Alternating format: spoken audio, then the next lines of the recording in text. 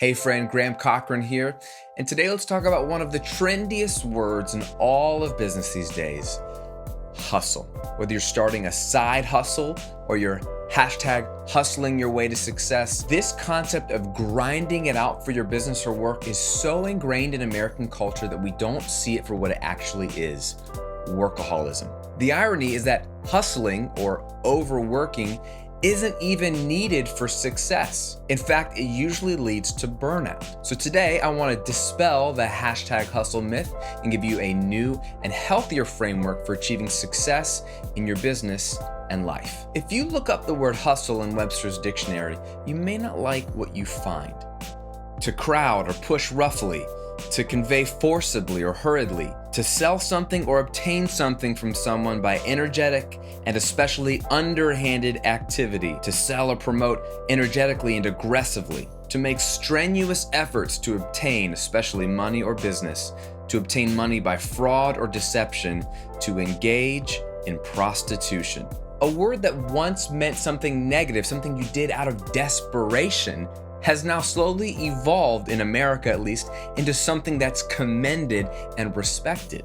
Books are sold about hustling, entrepreneurs gain massive followings talking about hustling, and of course it's become a proud hashtag on social media. I don't know about you, but hustling isn't a word I personally want to be associated with. Now, the truth of the matter is that the #hustle promise is a lie. Now, the underlying promise of the #hustle mentality is that if you give up everything for a season and work crazy hard, you will start to see success in your business, you'll see more revenue, and you'll start to reach your goals. It's assumed that this is absolutely necessary, especially at the beginning of your business, to build a foundation upon which you can start to enjoy and relax and grow at a more reasonable pace. And it's funny because hustling is always pitted against having a day job, as if the day job is the enemy and hustling is the savior. This Instagram post says it beautifully. I'd rather hustle 24/7 than be a slave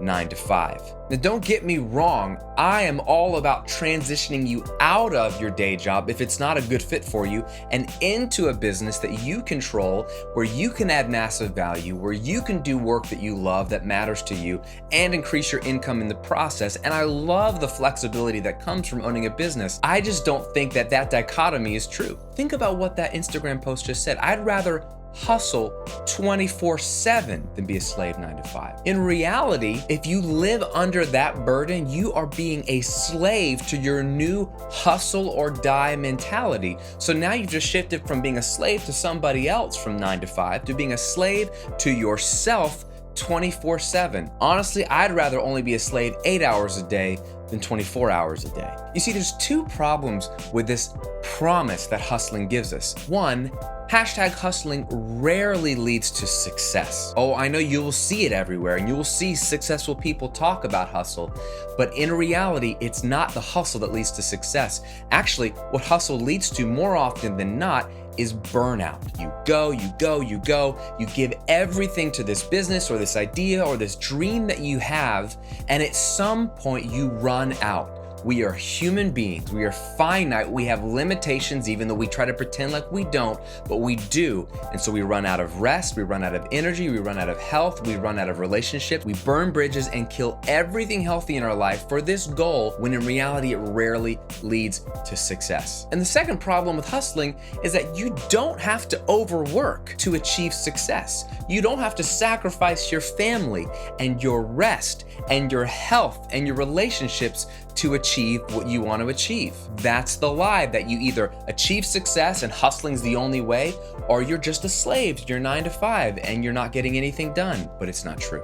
Ironically, #hustling, or let's call it what it is, workaholism, is laziness in disguise. It takes indiscriminate thinking to just push and push and push, go and do all the things, hoping that you'll actually make money. Rather, stopping to learn, like you're doing now, to assess your situation and be strategic in actually growing your business and serving people well, will actually move the ball down the field and grow your business faster and with less effort. See, anybody can just hustle and do lots of stuff, but that's lazy. Setting strategic boundaries and knowing what to focus on and what to ignore and only doing the strategic things will get more done with less effort, so you have a more balanced life. Now, people say to me, Graham, you can bash hustling all you want, but I'm sure you had to hustle in the beginning when you started your business. And my response to them is not in the least.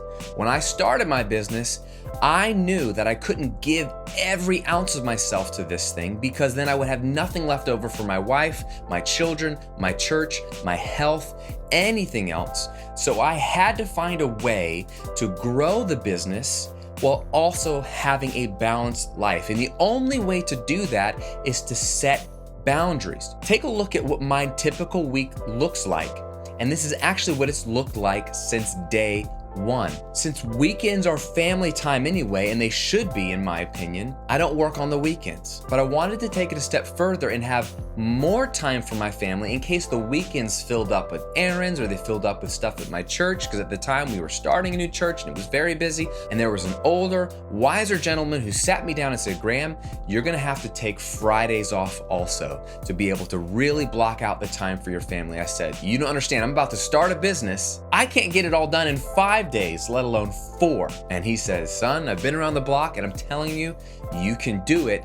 You need to prioritize your family. Now, I am grateful that this gentleman, who was decades ahead of me, sat me down and gave me truth, because I have built my business around this from day one. So all I do is work between Mondays and Thursdays. Not only that, I work between 9 and 5.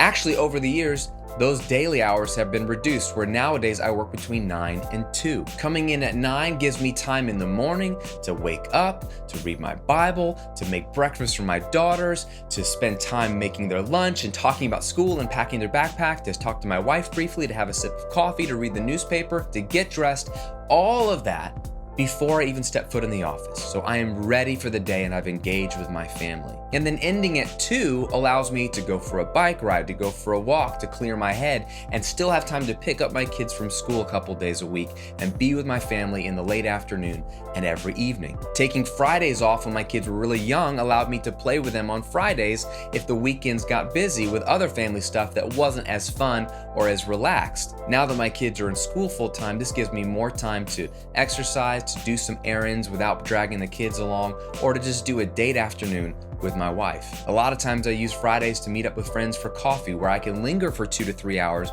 without any rush to get back to the office. All of those things are important because they are a part of my life. My business isn't the only part of my life, but it forces me to work strategically because I only have a few hours a week to do what I need to do. So that means I have to take time ahead of time to sit down and think through what elements of my business actually put money in my pocket, what elements of my business actually grow. Now, I'm going to talk more about that in upcoming videos of how to strategically break that down, but this is where it starts. It starts with boundaries, and it starts with not being lazy, which is hustling. Now, real briefly, before we end, I want to give you another framework for thinking about this strategy. If you're listening to this and you think that I'm saying hard work is bad, then you're not hearing me correctly. Hustling is bad, but let me give you a better word that I think should define the way you run your business.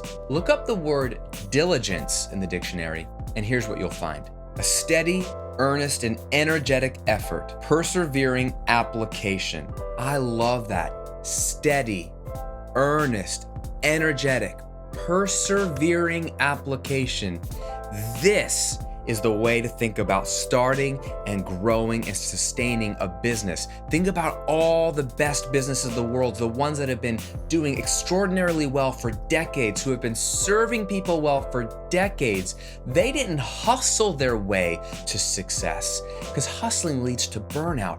If they burned out, they wouldn't continue to be here. They have persevered their way to success with steady, earnest, energetic effort every single day, showing up to be faithful, to be strategic, to serve well, but knowing when to shut it off so they can recharge, recoup, spend time with family, go back to the drawing board, be strategic, as opposed to just giving everything of themselves to a business. That's called being a slave.